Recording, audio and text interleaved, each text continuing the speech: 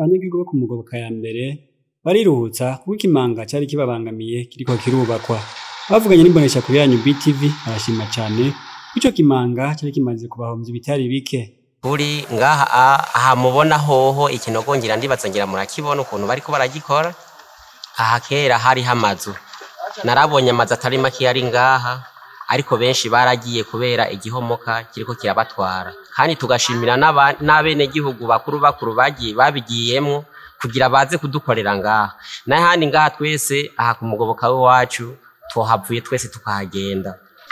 Twebwe mu bisanda tuvyakira neza kuko cyari kibazo nkoramutima muri quartier yacu no ku magara yacu.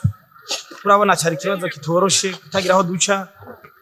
Ibihombo kabidusagirije bidusugereje umva cyari kibazo. Ubwo turashima kw'intambwe leta yo kutugarukira ko dukorere niko turabishima cyane. Musanzwe nta ruka dufise duca ngaha muri quartier yacu. Kibara dufise niri rimwe. Musanzwe ikintu gikomeye cyane muri quartier yacu twungutse kuko tugiye kurangaho duce ngibarabara.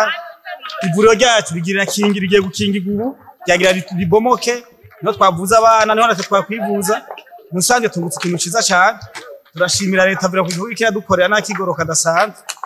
Bagasaba ko kubakwa n'ingoga kugira imvura niyatasura ntizovyonone. Kuri bakomeza ibikorwa biratura ko imvura yotasura iki kihomoka cyaheze turankana duca tugasaba kugwa abana dusaba mu mamanga imiduga ironka kwinitaha mu mihana yabo ata ruja n'uza kurengana nko gwahora kuva kare. Twosaba ko bokora banyarutsa bagakora nyene ibikorwa vyabo ko twegwa bene gihugu turi ku ruhande ntavyo tuzi kuko nibo babizi ibikorwa bariko barakora n'igihe bazobihereza. Twosaba bakore n'ingoga kugira imvura izoza isanga aho bagejeje itazobabuza kwizobabuza ibikorwa.